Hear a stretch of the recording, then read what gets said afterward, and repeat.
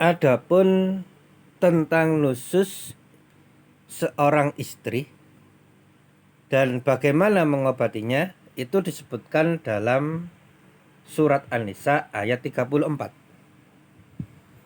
Kita baca dari pertengahan ayat saja. Nah, dari sini ya.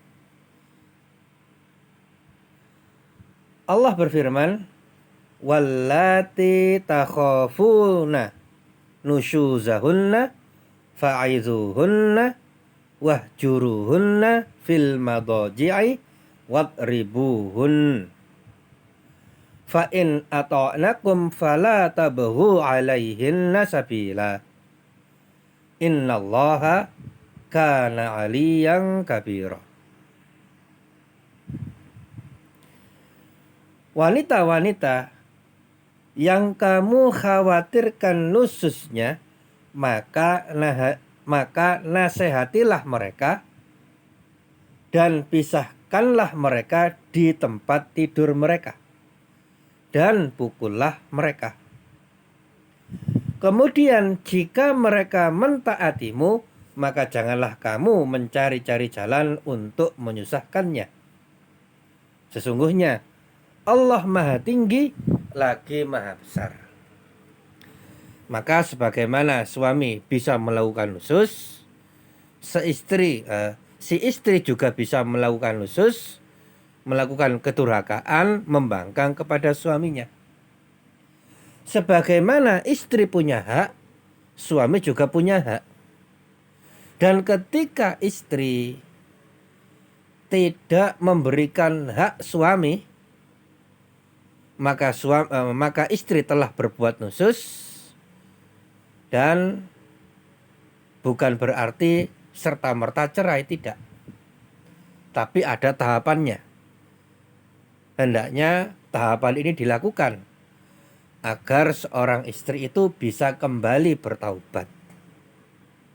Misalkan, ya, sebagaimana dijelaskan dalam ayat ini, ketika seorang istri berbuat nusus, dia tidak memberikan hak suaminya padahal tidak ada uzur.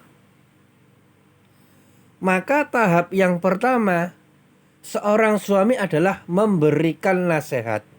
Fa'izuhunna, maka nasihatilah mereka. Ya, diberi nasihat yang baik, ditunjukkan ayat-ayatnya, ditunjukkan hadis-hadisnya, kewajiban taat kepada suami. Diharapkan si istri mau kembali, mau bertobat. Tapi kalau tahap pertama ini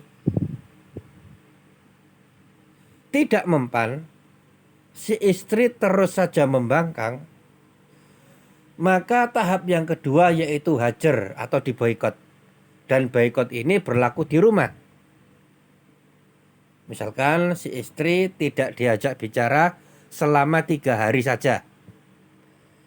Atau si istri, ya, tidak dibarengi di tempat tidur. Suami tidak mau tidur bersama istri.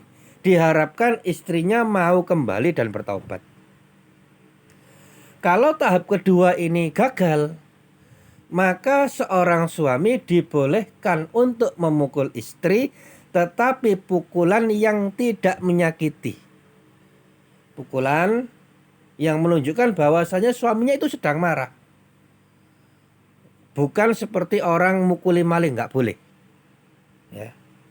Boleh dipukul, pukulan bukan untuk menyakiti, tidak boleh memukul di wajah, tidak boleh memukul hingga membekas, dan tidak boleh memukul di tempat-tempat yang berbahaya, dan dengan pukulan apabila diharapkan dengannya si istri itu mau tobat. Jadi memukul bukan untuk menyakiti, tetapi untuk menunjukkan suaminya ini sedang marah, tidak ridho dengan perbuatan istrinya. Sebagian para salaf mengatakan itu dipukul dengan siwak. Nah, siwak itu kan kayu kecil ya, yang dibuat gosok gigi. Karena memang tujuannya itu bukan untuk menyakiti. Maka nggak betul kalau ada seorang suami menjadikan istrinya itu sasaran tinju. Nggak boleh. dipukul dengan kayu besar, tidak boleh. Seseorang dilarang menzolimi orang lain dan juga dilarang menzolimi pasangannya, istri maupun suaminya.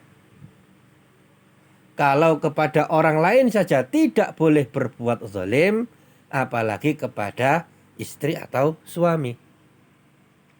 Ketika seseorang berbuat zalim kepada orang lain, itu ada perhitungannya, ada pertanggungjawabannya di akhirat.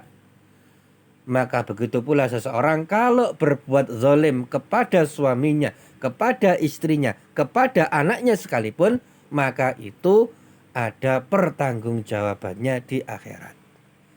Maka semoga dengan mempelajari ini, semoga Allah Subhanahu wa taala menjauhkan kita dari berbagai macam bentuk kezaliman.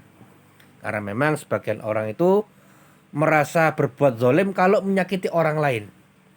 Tapi kalau menyakiti istrinya, menyakiti anaknya, menyakiti suaminya, tidak merasa zalim. Padahal itu juga perbuatan zalim.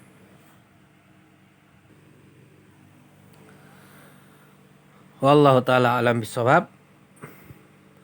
Demikian yang dapat disampaikan. Mohon maaf atas segala kekurangan. Dan apabila ada yang ditanyakan, maka silakan disampaikan pada waktu tanya jawab. Kita tutup majelis kita dengan membaca doa kafaratul majelis. Subhanaka Allahumma bihamdika asyhadu alla ilaha illa anta astaghfiruka wa atubu ilaik. Wassalamualaikum warahmatullahi wabarakatuh.